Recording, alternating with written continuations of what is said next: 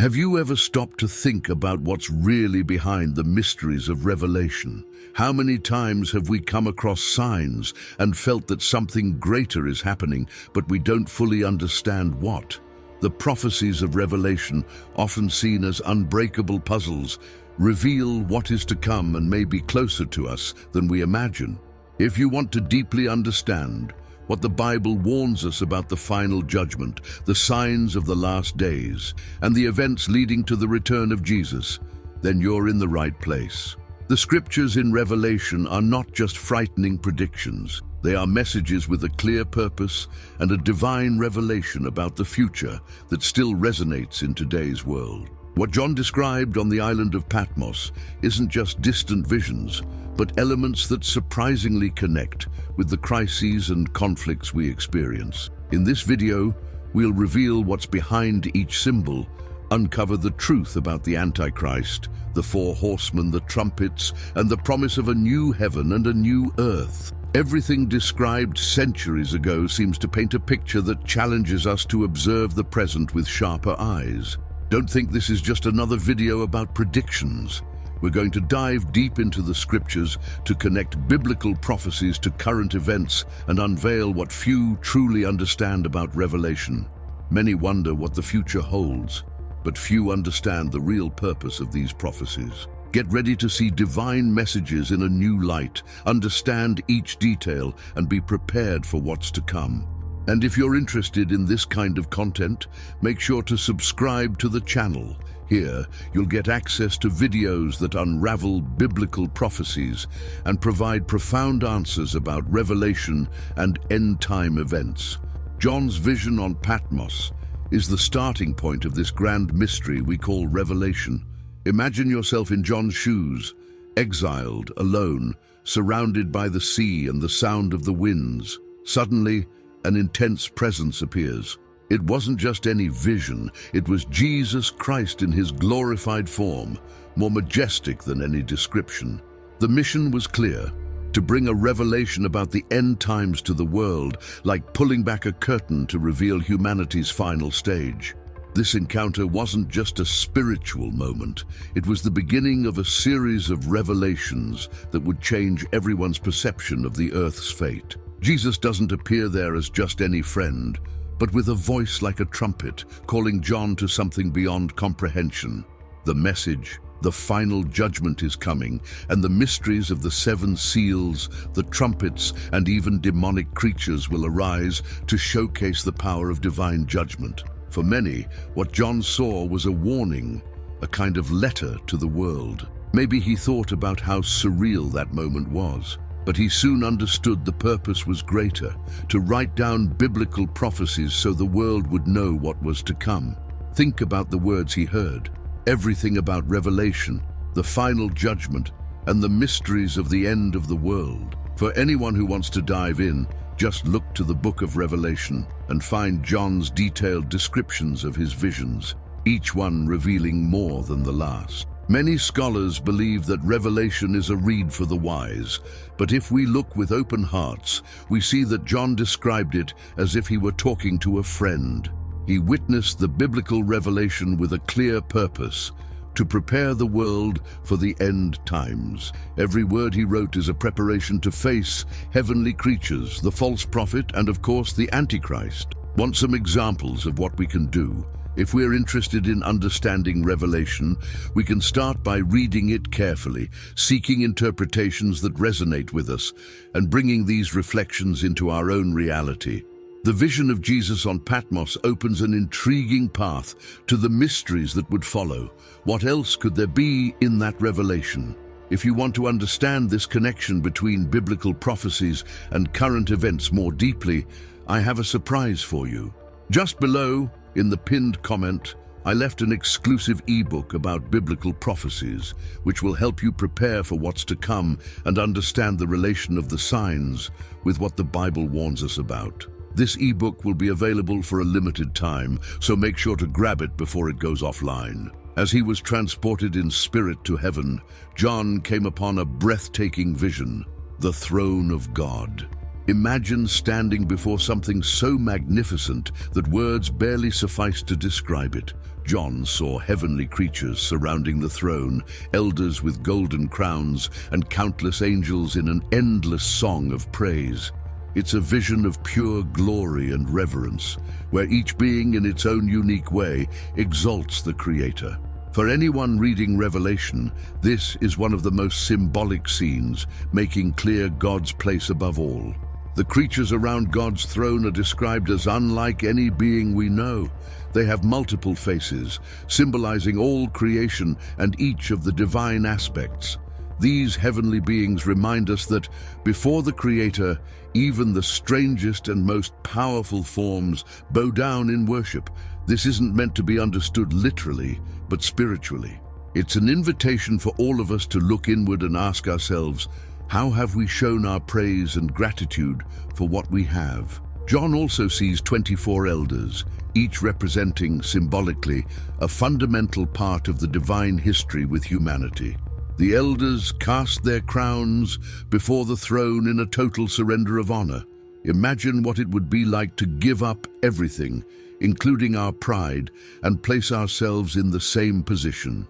For anyone wanting to reflect on this in daily life, try visualizing each achievement as a crown that can be given to God, in an act of recognition and humility. The angel's endless song, something John describes in such detail, represents unending worship. Each note, each word is a declaration of reverence. This inspires readers to reflect. Do we have the consistency to acknowledge the value of the divine, or do we only do it sporadically? The continuous worship is a reminder that the universe follows in harmony with each part, each creature, praising the Creator in perfect rhythm. This heavenly vision is not just a scene to admire, but a prelude to what is yet to come. What do these extraordinary beings know about the unfolding events of the apocalypse? John observes a solemn and enigmatic moment. In God's hand lies a scroll sealed with 7 seals, a document symbolizing nothing less than the ownership of Earth and its final destiny. Imagine the depth of this act, a title deed revealed by the Creator himself. The only one who could open these seals was someone worthy, and none other than Jesus is called for this mission. This gesture represents Christ's unique authority, which prompts a silent, expectant pause in heaven. When Jesus begins to open each seal, he sets in motion a series of events that symbolize judgments upon the earth. These judgments aren't random. They hold a deep purpose, with each broken seal revealing more of divine justice and the end of times. For those reading the apocalypse, these moments are like the beats of a war drum, a sequence that grows in intensity, preparing humanity for the final judgment. It's a reminder that the course of events is not by chance, but follows a determined purpose.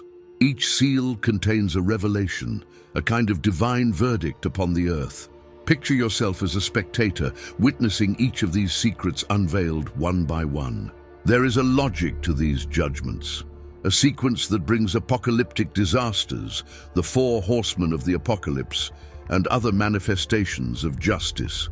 This scroll is like a sealed, coded message where the future of all we know is revealed to those who dare to understand. The image of Jesus opening the scroll also invites us to reflect on our own lives. In what areas are we allowing truths to be revealed? What seals do we still keep locked? Sometimes, understanding the apocalypse is also about understanding our own internal barriers, allowing something greater to reveal what we need to transform. And if you're enjoying this content and think it could help others reflect on these profound mysteries, don't forget to give it a like. It helps spread this message to more people. This first seal is just the beginning of a series of events that will shake the earth, unveiling celestial and demonic forces battling for the world's fate. Upon opening the first of the 7 seals, Jesus releases the first of the 4 horsemen of the apocalypse, each symbolizing a devastating force that spreads across the earth. The first rider, mounted on a white horse, represents conquest. He appears as one who seeks to dominate, bringing with him the promise of victories, but also the burden of human ambition. This rider makes us ponder the nature of conquests, often desired but not always for the greater good. It's a reminder about power and its consequences. Soon after, the second rider appears, mounted on a red horse, symbolizing war. He carries a great sword, ready to divide and spread chaos. War is like a shadow that haunts humanity, a destructive force born from differences and the desire to impose truths. For those reading the apocalypse, this rider brings to light the reality of conflicts and how much they shape the world. Ask yourself, in our personal lives, where are we fostering conflicts that could be avoided? The third rider, on a black horse, represents famine, holding a scale that symbolizes scarcity and imbalance. As he rides, we see the injustices that arise from a lack of resources, where some have in abundance and others have nothing. This rider is a reminder of the inequalities that persist in the world and the devastating impact this has on humanity. It's a vision that inspires us to think about what we do with our resources and how we contribute to alleviating or worsening this hunger that affects so many. The last of the four horsemen is the very personification of death, mounted on a pale horse followed by Hades. Death, inescapable, spreads its shadow across the world, representing the end of physical life and the culmination of the previous forces. This rider reminds us of life's fragility and how, in the face of final judgment, all forces, conquest, war, famine, culminate in this inevitable end. For those contemplating this image, the message is clear. Our time here is short, and it's up to us to reflect on what we are cultivating. With the four horsemen unleashed, Earth faces unprecedented devastation, a scenario that makes us question what we truly value and how we are living. When the sound of trumpets begins to echo, a new cycle of judgments is triggered, bringing with it disasters of unimaginable proportions. The first trumpet releases fire mixed with blood, descending upon the earth, burning a third of the trees and devastating vegetation. Imagine the impact of something like this, resembling a wave of destruction that seems out of control. These events make us reflect not only on nature's vulnerability, but also on how the planet responds to human behavior. The second trumpet sounds, and something like a mountain of fire is thrown into the sea, destroying marine life and turning the waters to blood. For many, this description may evoke images of modern natural disasters, like volcanic eruptions or even meteor impacts. It's a vision that stirs fear, but also awareness. Are we prepared to deal with events of this magnitude? This trumpet warns of the catastrophic impact of natural forces which are beyond human control and whose devastation is inevitable. The third trumpet sounds, and a star named Wormwood falls from the sky, poisoning a third of the fresh water. Those who consume this contaminated water suffer, a picture that reminds us of the importance of natural resources and the responsibility to care for water, essential for life. This poisoning can be seen as an allegory for the ways humanity sometimes destroys what sustains it. John shows us how these judgments touch on critical issues for survival. With the fourth trumpet, the sun, the moon, and the stars lose part of their brightness, plunging the world into partial darkness. It's a scene that may remind us of cosmic phenomena, perhaps an eclipse, or even the effect of a nuclear disaster clouding the skies.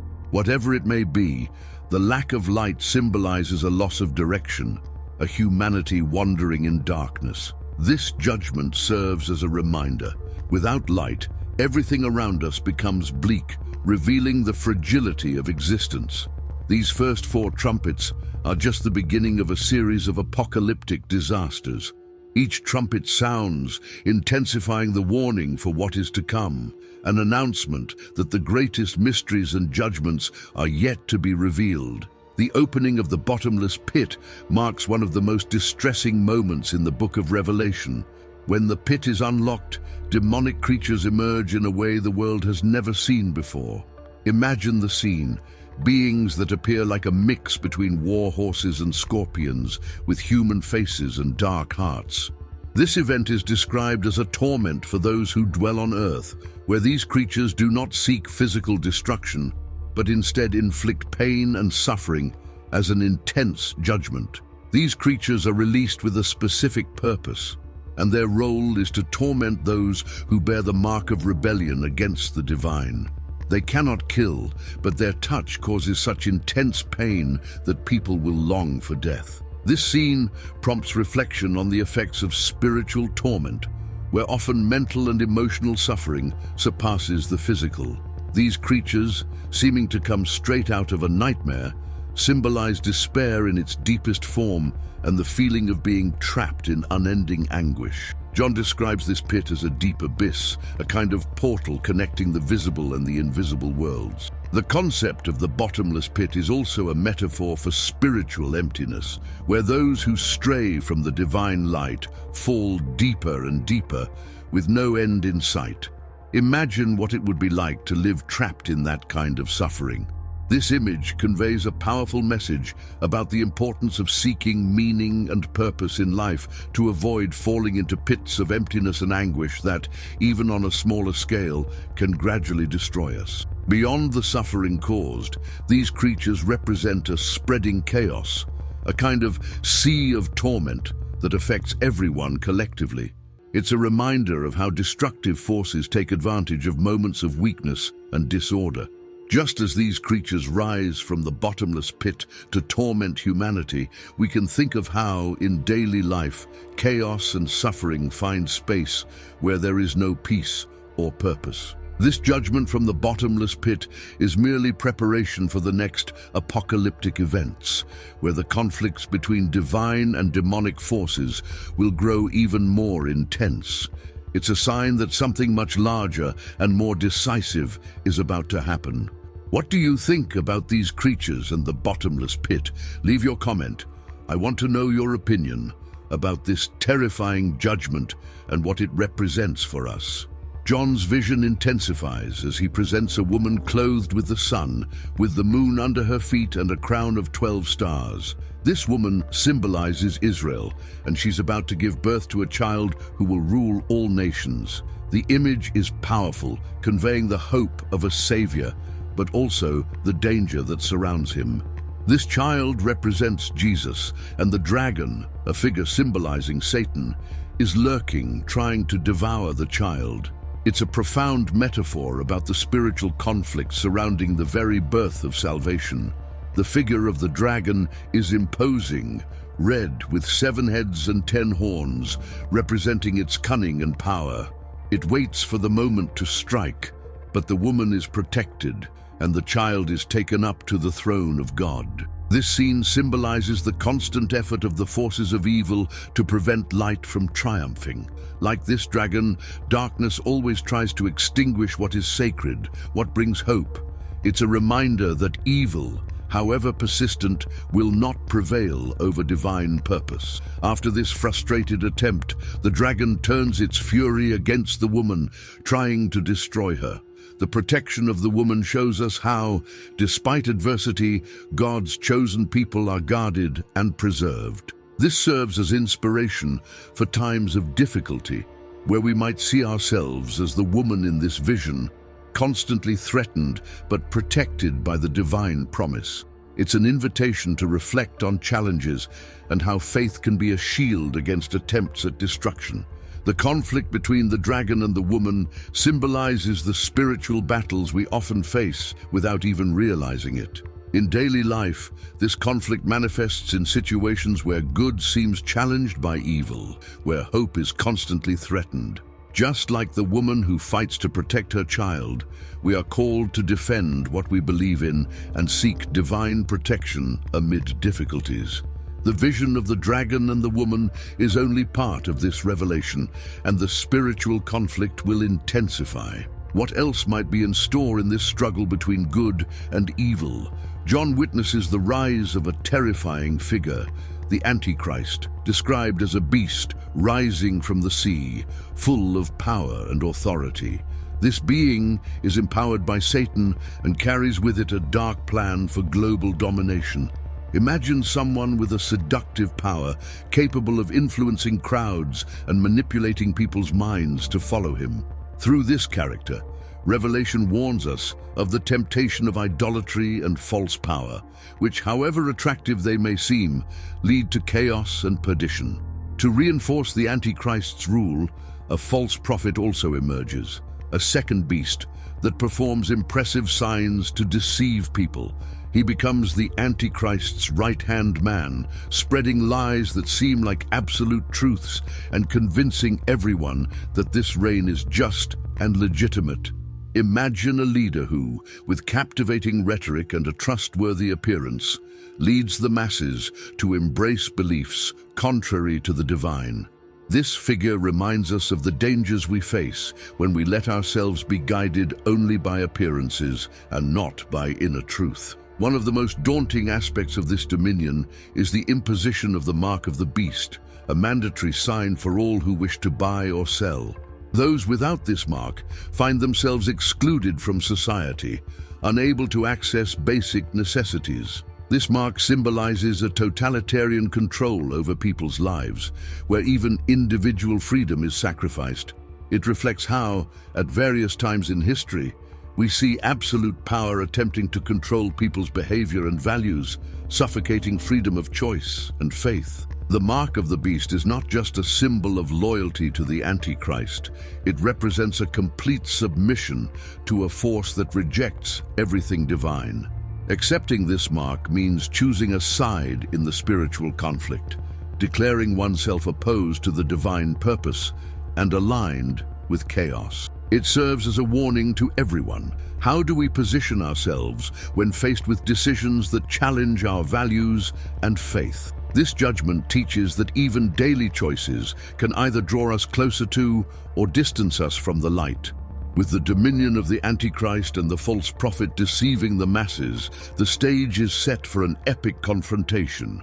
The forces of good and evil are preparing for a clash that will not only determine Earth's fate, but also reveal the true divine purpose and the promise of a new era. For those who want to understand better how these events connect to biblical prophecies and what they reveal about current times, I've prepared an exclusive ebook on the topic. You'll find the link to access it in the first pinned comment, but be aware it's available for a limited time. The 7 bowls represent the final stage of divine judgments, each bringing a disaster that shakes the world and marks the climax of apocalyptic events. When the first bowl is poured out, painful sores break out on those who accepted the mark of the beast, a direct response to the choices they made. It's a powerful symbol of how our decisions have consequences, especially when we stray from the divine purpose. In a way, the 7 bowls signify a point of no return, where divine justice comes to balance the scales. With the second and third bowls, the waters of the seas and rivers turn to blood, eliminating marine life and drinkable water. This judgment reminds us of the essential nature of natural resources for human survival and how they can be drastically affected. These events reflect the direct impact human actions can have on the planet and serve as a warning about the care we must take with creation. Those who read these words feel the weight of being deprived of basic needs, like water, and how destabilizing it can be. When the 4th bowl is poured out, the sun becomes intensely scorching, burning people with its heat. This judgment reinforces humanity's vulnerability to the forces of nature, which can quickly become sources of extreme suffering. Revelation uses this event to warn about the necessary balance between creation and humanity, and how the lack of this balance leads to disaster.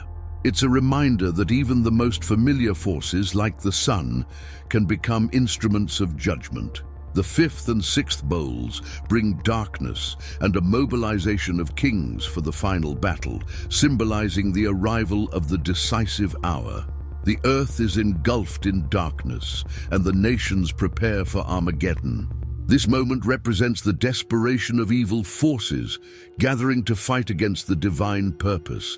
It's a scenario that highlights the spiritual battle at its most intense, where good and evil face each other directly. For many, This is the sign that the end times are truly near.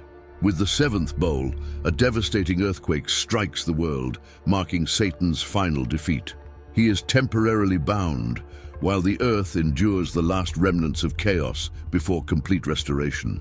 It's the conclusion of a series of events that demonstrate divine strength and justice, paving the way for a new heaven and a new earth. After all the judgments and battles, the return of Jesus marks the ending and simultaneously a new beginning for humanity.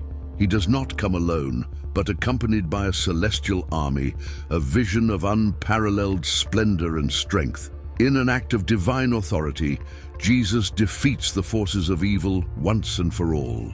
This return fulfills all promises of redemption, the apex of the book of Revelation and of all biblical hope. Imagine the scene. Multitudes watching the Savior's descent, wrapped in light, finally to restore what was destroyed. It's not just a victory over evil, but a reaffirmation of God's love for His creation. With evil defeated, Jesus initiates the so-called millennium, a 1,000-year reign during which Satan remains bound, unable to cause any destruction. During this period, Earth undergoes a complete transformation, free from the influence of evil, and God's people experience genuine peace, previously unknown. It's like a return to Eden, an era where justice, truth, and love reign. Imagine living in a world where goodness prevails, where acts of compassion and kindness face no obstacles, and where each day reflects the perfection of the divine plan. This period symbolizes that when evil is contained, life flourishes in harmony. The reign of Jesus is also a time of restoration for the earth itself. Everything once affected by corruption and sin is renewed. Nature, human relationships, and the connection with the divine. Creation shines as it did in the beginning, with each element of nature responding in balance. Scriptures even describe animals living in peace, an image that reflects the absence of violence and unity among all living beings. Earth becomes a place where God's love is visible in every detail. Those who read Revelation find themselves inspired to imagine this era of restoration, where suffering is a thing of the past and the future shines with hope. After the millennium, John reveals the creation of a new heaven and a new earth. It's a grand vision where everything stained by sin disappears, giving way to a new creation. The old earth, with its scars of suffering and injustice, no longer exists, and humanity is welcomed into a renewed home. For believers, this is the final reward, a place to live eternally in God's presence, free from all evil and suffering. This new creation symbolizes the fullness of the divine plan, a world where every tear is wiped away and eternal peace reigns. The final judgment of Satan also takes place at this time, marking the definitive end of evil. He and all those who followed him face divine justice, being excluded from the new creation so that nothing hinders the fulfillment of promised peace. The presence of evil is finally eradicated, and the universe finds itself in total harmony. This outcome is a symbol that, no matter how long and challenging the spiritual battle, light always prevails. It stands as a testimony to God's commitment to protect and restore those who kept their faith, fulfilling every detail of His promise. The final promise of Revelation is a new beginning. It's not just an end of cycles, but the start of an eternity where peace and love are everlasting. John concludes his vision with an invitation. For those who wish to find this new heaven and new earth, the path is to follow the divine purpose and remain faithful, no matter the trials. It's the assurance that the end of times, in reality, points toward the beginning of a life in perfect communion with God, where all creation finally finds rest and purpose. We've reached the end of this revealing content about Revelation, but the questions it raises are just the beginning of a path that each of us can walk. Now that you know more about the biblical prophecies and what they mean for humanity's future, are you prepared for what comes next? These signs, these symbols, are not just distant warnings. They invite us to take action, to reflect on the divine purpose and to take a stand. Imagine what it would be like to live with the certainty that you understand God's plan for the end of times, and more importantly, that you are ready for it. The prophecies of Revelation were not revealed merely to satisfy human curiosity, but to prepare us spiritually so that we can strengthen our faith and guide ourselves amid uncertainties. Perhaps now, the most important question is, how can you live in a way that reflects an understanding of these truths? Think of practical actions, moments in your day where you can strengthen your faith, help those around you, spread goodness, and thus be more in tune with the divine purpose. Every small gesture can make a difference, especially when we understand what is at stake. These revelations also challenge us to look at the world around us with new eyes, to see beyond the visible. When we see conflicts, injustices, climate changes, and events that seem unexplainable, we can recognize signs that echo John's warnings. How do you react to these signs? Is it time to look at your own life and reflect on your priorities, on what truly matters? Revelation calls us to do exactly this, to align our values with the truth, preparing not just for the end, but to live each day with more purpose and clarity. If you feel that these messages have brought you a new understanding, perhaps it's time to share it with others. Why not become an example of faith and hope, someone who, in the face of future uncertainties, remains firm and confident? Biblical wisdom isn't just meant to be understood, but to be lived, practiced, and passed on. By transforming your life based on these teachings, you also inspire those around you to seek this same peace and purpose. And if you want to keep learning, diving deeper, and bringing more clarity into your life about the prophecies and what they mean for us, subscribe to the channel and turn on notifications. Here, you'll find more content that unveils these mysteries and provides profound insights into Revelation and the end times. Don't let this wisdom slip by. Stay tuned and be prepared for all that is to come.